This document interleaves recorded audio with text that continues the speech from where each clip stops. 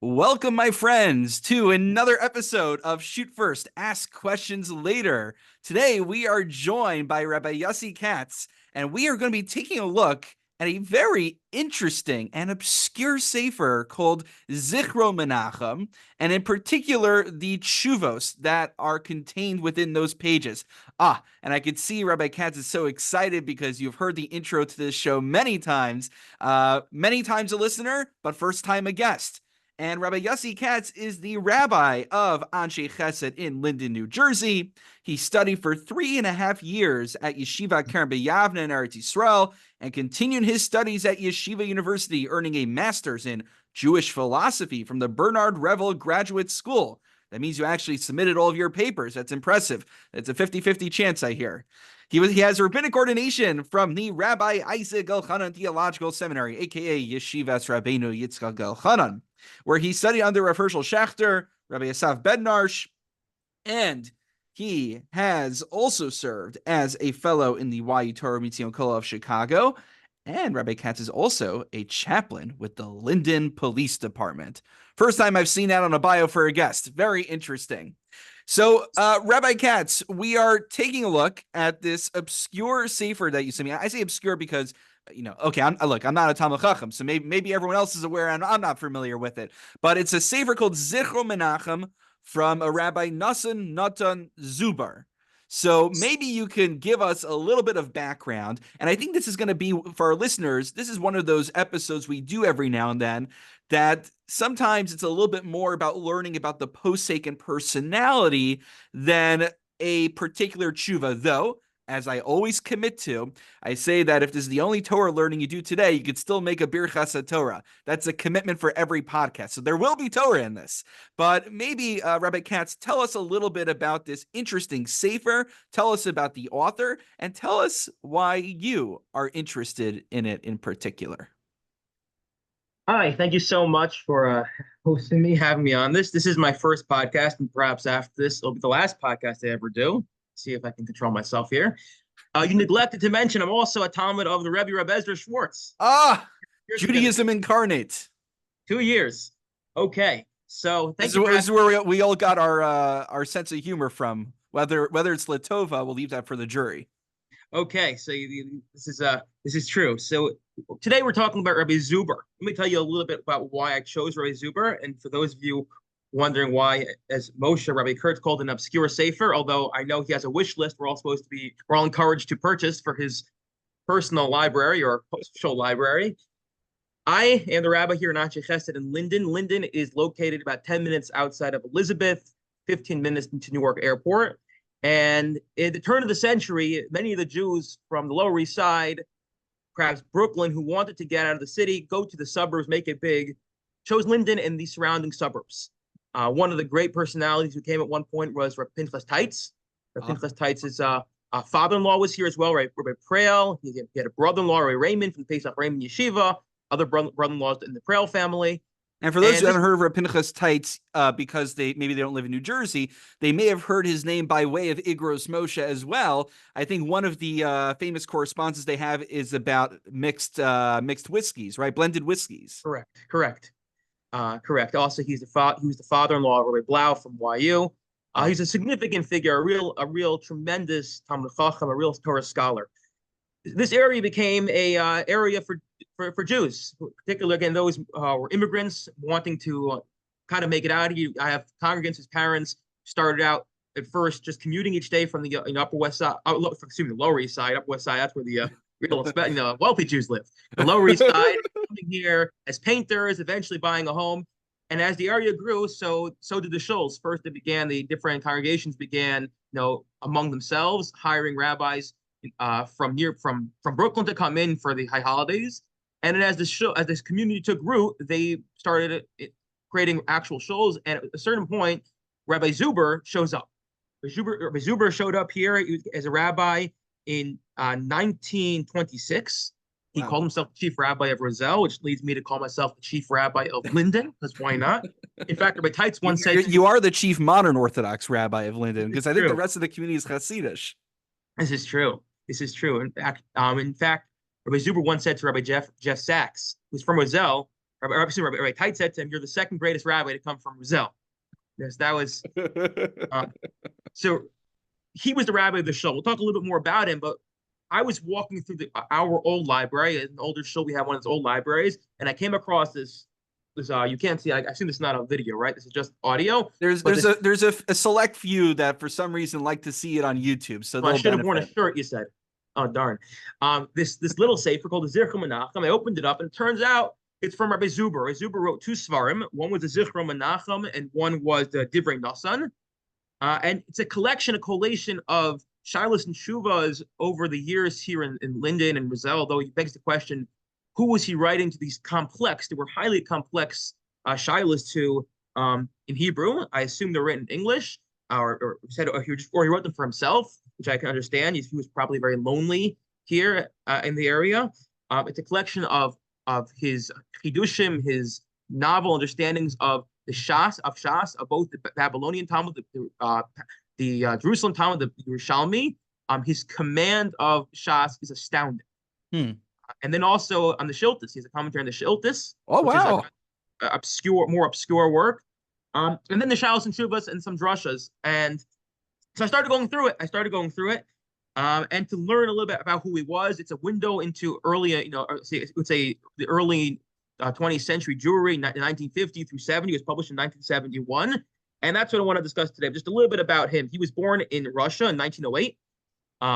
He was, again, we mentioned a tremendous Talmud scholar, Rabbi Rosenberg, who was a rabbi in Amora Hills, a little town over. He said he remembers Rav Zuber as a tremendous anav, a humble person. And also he said he visited him after he was already incapacitated and wasn't cognitively there in the hospital, and his lips were moving, saying the words of the Shas the entire time. And again, when you live a life just spending so much time delving into the text, that's what your mind is. That's what you dream. That's what your mind is. It's reminiscent of. They said that Rabbi Soloveitchik in the last years of his life also wasn't totally cognitively there, and he was also constantly asking questions. Say Yom Kippur, talking about different things he had spent his life learning about and teaching about. It's like the Gemara in Brachos tells us that even the shattered luchos were placed inside the Aron. Because, even when they're not in their prime, in their highest state, there's that residual kedusha that remains within. Correct. I mean, that was only at the end of his life. He was a spry old man, as I found a newspaper article and in the book, a clipping in there, and mentioned him. But again, just to get back to the chronology, he comes to America. It's unclear why he came to America in 1923. I have an assumption it had to do with the fact that his father was murdered in 1919. Well, you said he was in Russia until then, right? Russia. So I mean the communists were like basically kicking out all the rabbis there. You have to pay a high tax to serve as a rabbi. Except for Rav Moshe, there are very few who were able to hold on, and even Rav Moshe was eventually forced. He was still a student at this time. In 1919, on April 12th, which was I believe Yud Gimel of Nisan, it was Erev Pesach and first day before Passover. His father was traveling to his town. He stopped in a small little village, which I could not pronounce the name if I tried. And he apparently gave a shir, a discourse on the laws of Passover. They said, please stay with us for Passover. And that was, I guess, a couple days before Passover. And during the time he was there, it seemed on Erev Pesach, there was some sort of pogrom. There were a number of pogroms during the Ukrainian Revolution, beginning again 1918 or so to 1921. In 1919 was the height of it. The Ukrainian army was on the retreat. They went through town. They murdered a number of Jews, including his father. And he writes, it's very, very beautiful. He writes in the introduction to his book that, he never had the opportunity to put a tombstone up, matzeva up for his father. So this book, 50 years later, 1971, should be a memorial for his father. Oh, wow. He comes to America and he spends from 1923 to 1926 in New Haven under Rabbi Yehuda Levenberg. There was New Haven. New Haven. There we go. Connecticut. He was the Rav of Yale University then. Exactly. Well, if you want, the yeshiva in New Haven was really this starting ground, if you will, for many of their American rabbanim. There's a wonderful article in the Shpacha about 2 years ago or so, a year ago, about the yeshiva. He received smicha, one of the first to receive smicha from there, and then he makes it to Connecticut, to Roselle in 1926, where he spends the rest of his life. Just a little bit more just about it, just his history, and then we can go into his trials and shuvas. His brother is actually more well known than him. His brother's name was Rabbi Yossi Zuber. He was a prominent Chabad rabbi. He called himself the chief rabbi of Stockholm at one point. After the war, he wrote a kuntres to free agunos, to free these women who didn't know what happened to their husbands, didn't know were they murdered, were they just, after the war, the world was, Jewish world was in chaos. He himself was, again, a significant figure in the Chabad world. You can go and just Google his name / Chabad. You'll come up with a lot of information. He moves to Boston. He actually founded a publishing house called the Maore R in Boston. And he writes, when he founds it with his brother, that after the war, when so many Svarim are destroyed and so much has been lost, we have to reinitiate or reignite Jewish life by publishing the classic texts. Mm-hmm. He does that. He himself tragically was murdered during a mugging gone wrong. I guess all muggings are wrong. Well, but yeah, a mugging in Dorchester, I believe, or in Roxbury, in Boston. My grandfather remembers him. He said he was a little man, so he was murdered then. So I have a bit of a question. So if sure. You painted a bit of a picture of his brother's rabbinic affiliations and hashkafa. Where would you kind of put our Rav Zuber, Rav Nosson Nota Zuber, on the map? Who were his colleagues? Who were like his chaverim? What was his like hashkafa, his rabbinic circle? And I guess also you started touching on the point, where people actually turned to him as shilas and he was writing shilas or chuvos, or were these kind of his, he decided by his own initiative to start writing them? So that's a really great question. He was clean shaven, although his great niece told me she still thinks he was affiliated with Chabad somewhat. I don't know who his rabbinic colleagues were. I assume it was lonely in general for Rabbanim in America at that time, right? Yeah. If you look on HebrewBooks.org, which was started for that, just collecting these works of Rabbanim, as these obscure works from Rabbanim across America. He definitely calls Rabbi Eliezer Meir-Teitz, the Rav of Elizabeth now, close friend.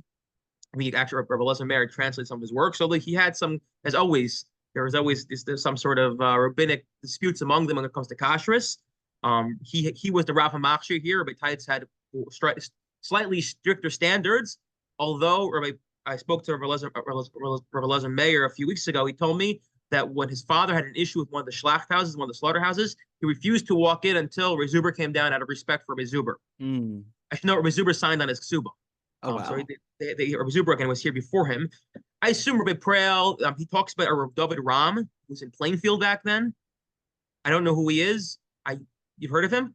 No, I know Rev Ram from YU. We've No had him on relation. the podcast in the past. No relation. I have another podcast.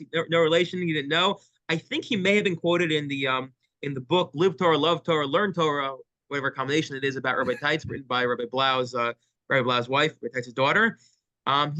I assume there's a Rabbi Gershon Metzger from Israel who called the Talmud, who there a number of the chuvas are back and forth with him. The problem is when you Google Rabbi Metzger from Israel, you get Miyam Halacha, right. You know exactly what shows up. Yes. Too much information there.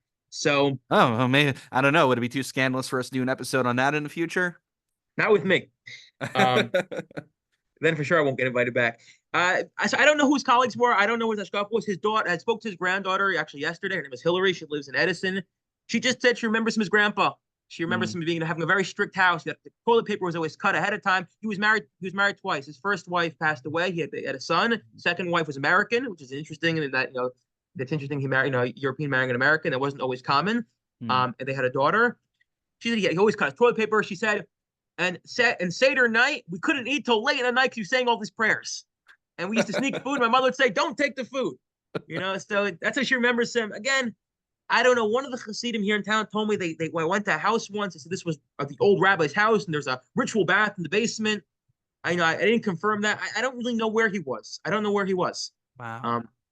But this is amazing. This is like what we call kind of like an intellectual mace mitzvah, that his Torah could have faded into obscurity, but here you are uncovering it and sharing it with our listeners. So maybe without any further ado, maybe give us a sampling of some of his scholarship.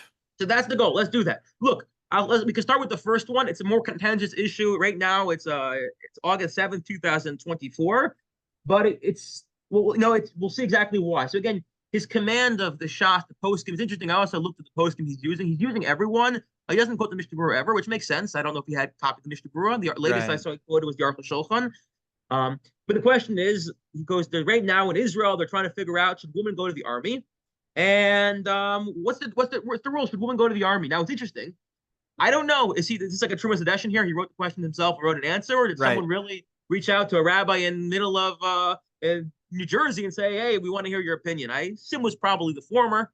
But But he goes through he goes through the truth. I'm gonna have to go through the whole thing right now just because there's a lot there. Certainly. Feel free to summarize the salient points for us. I'll summarize the parts where you don't see in the debate. I mean, in the debate now, everyone knows the famous conversation between the Chaz Nish and Ben Gurion, the Chaz Nish being Rav Karelitz, Rav Yishai Karelitz from Bnei Brak. There's a famous meeting where the two of them come together in a room to discuss it. A lot took place in that meeting, which I suggest anyone here who's interested can go look it up, including a conversation about the status of the secular Jews in Israel. But the Chaz Nish famously wrote, it's Yahar V'Yavar, it's on the pain of death, women shouldn't serve in the army.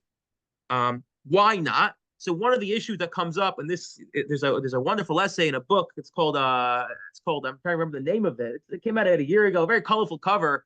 Maybe you can help me with the name here. Are you talking about Challenging Assumptions? That's the book, Challenging Assumptions, by some obscure rabbi from Connecticut who no one's ever heard of. We'll have to do a podcast episode on it. So I'll interview myself.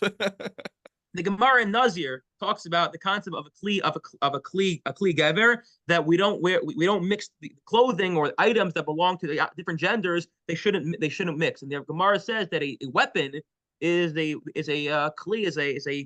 something a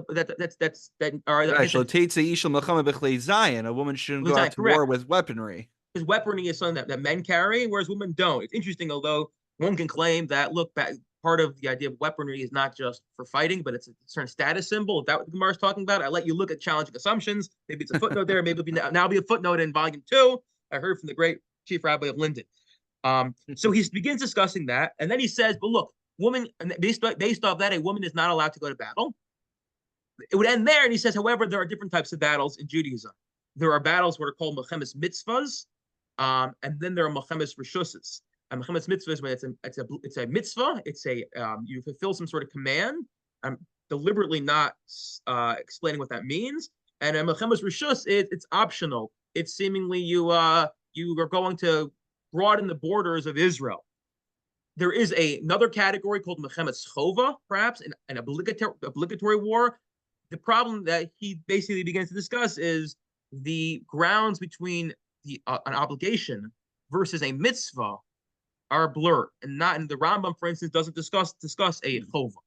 So a obligation, because again, we think mitzvahs seemingly are obligatory. So is defending oneself obligatory? Is it a mitzvah? Is it one and the same? It gets very murky.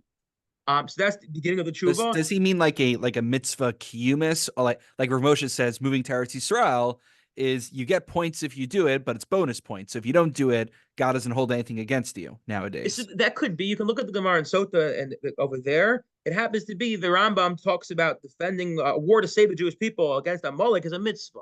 That doesn't sound like it's like humus. I mean, if they're coming to attack you, you defend yourself. Even if they say don't defend yourself, you still defend yourself. Right. Not to get too lumdish, even though that's not a bad thing, but there could be like even Rav Moshe, who's of the opinion that you need a Sanhedrin to authorize you to engage in mechemes mitzvah nowadays. Even he and pretty much everyone, I think, is moda that if Klal Yisrael is under attack, there isn't an inherent mitzvah of milchama, but there's a mitzvah of pikuach nefesh and protecting people. That's self-defense. That's an excellent point, and I think this is more from I guess you can say a methodological point. It takes us to a conversation which we're not going to go down of how do mitzvahs on the obligations on the individual translate when you're talking about a country, a lot of people. Is it just we're scaling things, or are we talking about a whole new set of laws and rules, which is obviously a big debate now when you look at the state of Israel and what the role halacha has within the state. I don't want to go down that route now unless you want to, but we'll say Ein Kan Makom Laharech. It's Ein Kan Makom Laharech. You have someone else on for that. But what he does do, and notwithstanding what I just said, he quotes the Shirei Carbon. The Shirei Carbon is also known as the Carbon Ha'eda. The Carbon Ha'eda was, I forgot his first name. He was the Rebbe, by the way, of Moses Mendelssohn before he went to Germany. But you're mentioning a lot of controversial figures today. We can get more controversial. And then the president, and the Shirei Carbon. So he's a commentary on the Yerushalmi. Again, his mastery and his command of Yerushalmi is really it's phenomenal. Wow. Like he's pulling out, and like I also have a command Yerushalmi because I have Bar Ilan. And then I also have I have challenging assumptions. I'm good at mining. I'm good at using the computer. And he didn't have that. I don't know how he had a Yerushalmi with him, in Roselle. His granddaughter said he had a large library. And she used to hide money in his books. So when she'd open the books up, she'd find $5 or $3. And did he not learn on Shabbos? I don't know. Maybe it happened once, but that's what she said. She said that's what she said. He didn't. Yeah. So he quotes a Shiri Carbone who basically says, look, if an individual has an obligation to basically, when you see someone in trouble, you can't stand idly by when they are in trouble. It's a low to say of Losam Adam Riacha, to stand when your brother is basically in a dire straits, you have to help them. And there's also a positive command to return their soul to save them. So Kavachomer, certainly if by an individual, we have two obligations, both a negative command not to ignore and a positive command to take action and to react and to save. So certainly on a communal level, on a national level, these two obligations would exist. That's what he wants to say. Then he says, and you can perhaps say then that what we have here is the classic ase docha los ase, that we have a negative command, not for a woman not to wear men's clothing, not to wear men's garb, not to carry a weapon, but that can be pushed away by the positive command to save the soul and a negative command as well, not to stand idly by. Interesting. So he is introducing his own novel framework. This is his own creative approach, his own chiddush. This is why I want to bring it up. Again, it's not just a class. There's a lot of arguments to be made about why women should or should not go. Not going to adjudicate that now, but this is his approach. But then he says, look, the Redvaz and the Carbon Yonis and Minuzil, right? Even when a woman went out to battle, she was in a supporting role. Right. It wasn't a combat unit. It wasn't combat. But by the way, I think statistically, like 80+% of soldiers listed in the American Army are supportive. The tip of the spear. People don't realize there's a lot of logistics that goes behind. It's mainly logistics and logistics and intelligence, etc. So it's not like, so even though he does, right, they were there sitting there cooking for their husbands and doing their laundry, whatnot, they were in a supportive role. That's what he writes. And then this is the last, I guess, clever part. He was, but what about our ase dochalosa set? We just said it's permitted. Why? The negative command pushed with a positive command. The positive command pushed with a negative command. So what he wants to say, this is technical, I think there's a lot there, is he says that this is a very weak ase, a very weak command. And when you have a weak command versus a strong command, the weak command can't push with a strong command. What is it? He says as follows. A man, for instance, let's think of a Talmud Chacham. The halacha is you have a Talmud Chacham who is well known regarding the community, who sees a lost object. So although we all have an obligation, we can't ignore a lost object, we pick it up and return it. As Rav Shafter always says, if he goes, I'm walking down the street and I found a woman's bathing suit, I'm not going to pick it up and knock on each door. Hey, is this yours? This yours? This yours? It's not respectful. Right, it's a breach of your dignity to have to deal with it. Is that also a chapter in challenging assumptions? No, but I feel like after this, you're pushing me to write a volume 2. Well, only if you quote me. You can also dedicate it to me. We could discuss that. But so he wants to say that here as well, she basically can say, look, kol kvod basmech nima, that I don't want to go out to battle. It's an option me, even though we say even the kalam mechupaso, a woman coming from the chuppah goes out for a mechemes mitzvah, she can waive it. Once we say she has an ability to waive the mitzvah, like the Talmud Chacham can waive his obligation to return, what we're essentially doing is downgrading the strength of this command so that it won't be docha. It doesn't have the power anymore to push away the losa say of kligev, of wearing a women's garment. That's what he wants to say. So it's like what we say nowadays, right? It's not a binary. It's not either it's a mitzvah or it's not a mitzvah. There's different tiers of mitzvos. There could be, kind of discretionary mitzvos, so to speak. And that wouldn't have as much oomph in the halachic calculus. 100%. I think this is found throughout Shas. You find a lot of kachim. You find right. That itself is not a chiddush. Right. It's not a chiddush, but the application here is very interesting. I just want to go through a couple other tshuvas. What's my timing here? Yeah, so we are, as I always say, time flies when you're learning Torah. But maybe just give us, like, instead of delving into all the pratim, maybe just drop a few titles and questions and shilas. Sure. What else does he address in the Sefer? Okay, so we'll do one that's a couple of interesting ones. Again, put yourself in the mindset in the 1950s America. You have a boy comes to shul, and he two cases. One is a boy comes to shul under bar mitzvah, and he's the only one who knows how to read. Can he be the Baal Tefillah? Can he lead the congregation? After all, he's not bar mitzvah yet, which I can totally sympathize with. You're in a small shul and you don't always have enough people. The people are busy. That was one he deals with. The answer is no, by the way. Another one he quotes right at Chuvas Gaonim. You see everything. And that kind of Shiloh, by the way, is one I could very much imagine him having to deal with Lamaisa as an Correct. You actual have practical a Shiloh. younger generation who a kid goes to Hebrew school and he comes up. Another very interesting one. The two of them that come together is you have but he has stuff in Kaddish, which I know you'd love. You had an article on that. We're not going to get there right now. You're good. You like reading everything. Wow. I just follow you, Moshe. Just follow you. More some people call it there's someone on the other end. Exactly. One day I'm going to write with the Psichas de Igrasa, the for Moshe Feinstein. The Psichas de Igros. That's Rav Yossi Rosman. I wanted to get him on here, but he's not that you're not an but he's like too much. Like he doesn't want to appear. I'm not an unav. I'm actually writing my own article biography about myself. So he has one. You have a boy comes to show, father's not Jewish, mother's Jewish. How do you call him to the Torah? So he says, okay, there, call him after his grandfather's name. Because what about if the boy one day wants to get married or gets divorced? What do you do then? The stakes are a lot higher. He discusses what you do then. He discusses also a concern. The Rav is also very much cognizant and sensitive to this. If you don't want to, you put a wrong name on, even if it's halachically valid for the divorce. But what's that going to do in terms of people thinking now he's a Jew whose father was Jewish? In terms of if he has a daughter and kahuna, marrying, etc. Very messy. Very messy. This is actually a great one. A man marries a non-Jew. They have a son. He says, "I want to give the son a milah. I want to give bris milah. Can he do so?" So he says, the Yerushalmi in Yevamos, I believe, that says you're allowed to give a bris milah to a non-Jew, just not on Shabbos.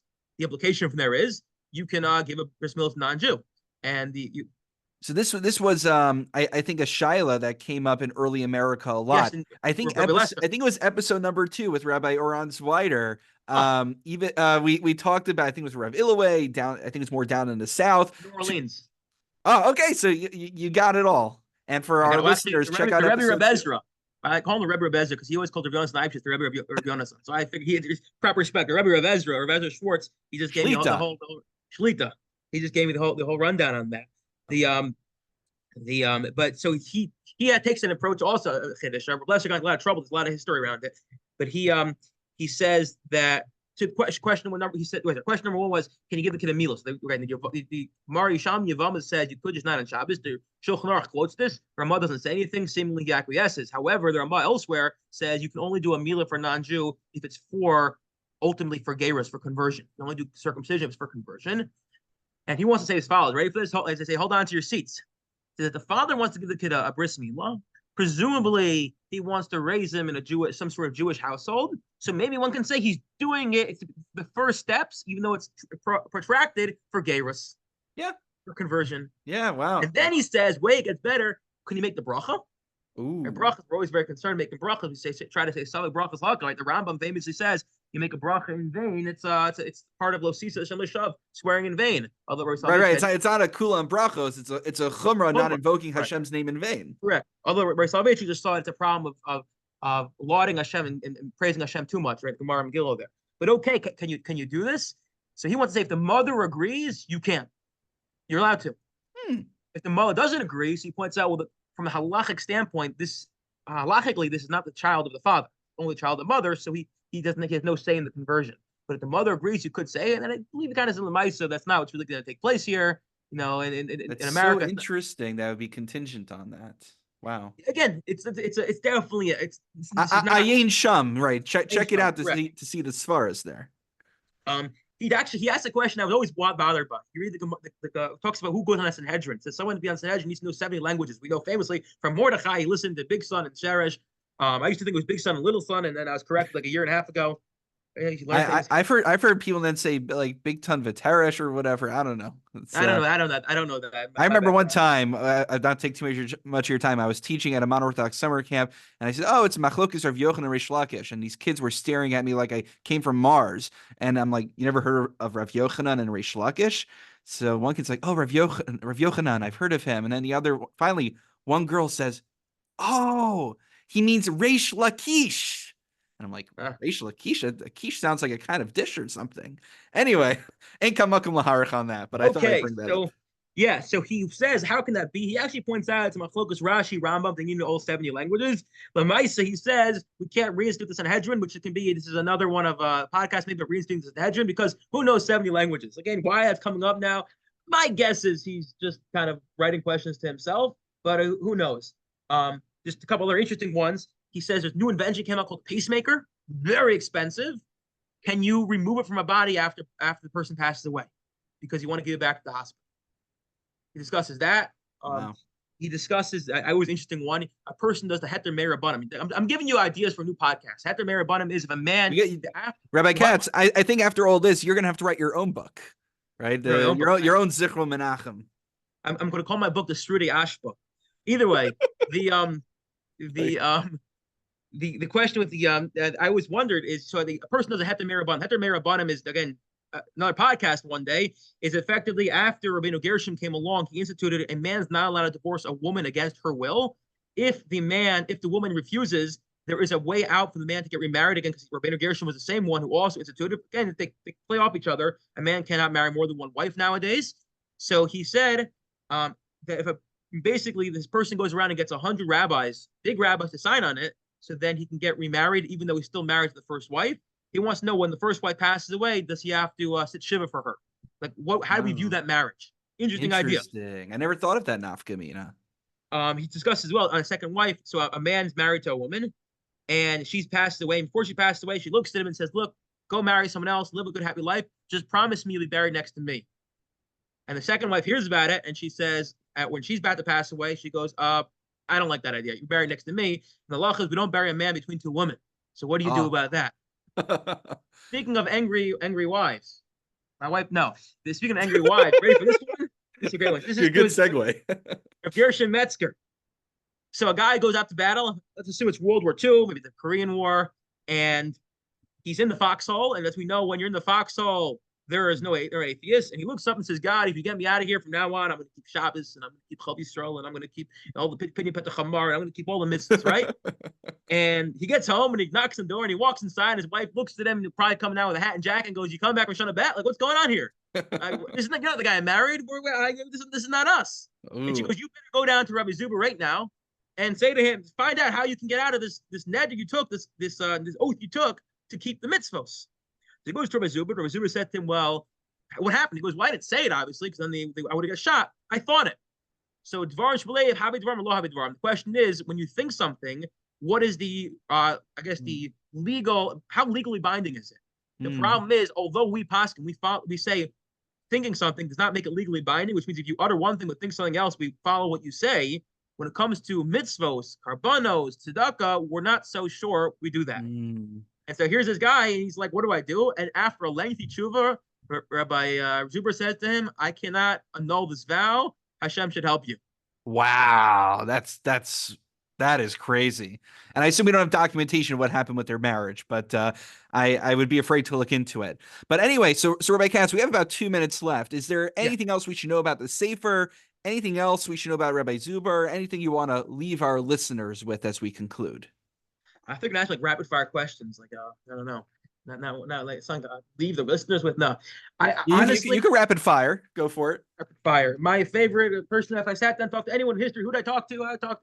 So I guess what to leave you with is what I've gained from the last, I only went through one of the Svarim, two Svarim. I went through one of my Shabbos, which means what happened halfway through it. But fell asleep. But I guess to leave you with is there were a lot of Rabbanim, there were a lot of great people who dedicate their lives to Jewish people. And on the one hand, what we do in our lives, we don't do it for ourselves. We do it because God commands us, as we can read in a few, 100 days from now, or less. Hashem listens, Hashem follows, Hashem loves us and cares for us, and that's why we do things. That's the mitzvos. But on the other hand, what we can do for the people who come before us is to learn from them, to gain inspiration from them, and to perpetuate their memories. After all, look, here's a person living in Roselle. Probably, again, I assume he was somewhat lonely writing Svarim. He probably thought no one would ever read. And right now we have an opportunity to share that Torah, to teach that Torah, and to hopefully get inspired that we ourselves should, if we're not going to write Torah, to teach somehow, teach a little Torah, to give over and learn a little Torah for others. So with that, I will I'll leave it here. And thank you so much. It's amazing. It's not just a mace mitzvah, but I'd say this is like a tchias hamesim, that you're taking his Sefer, you're taking his Torah that would have faded into obscurity. Probably no one would have ever opened it again. maybe some historian looking into something or another, but here you are bringing it for your community to appreciate and to our listeners as well. Hashem should give you continued hatzlacha in your rabbanos and in perpetuating the memory, quite literally, of the Zichron Menachem. Shkoyach. Thank you so much.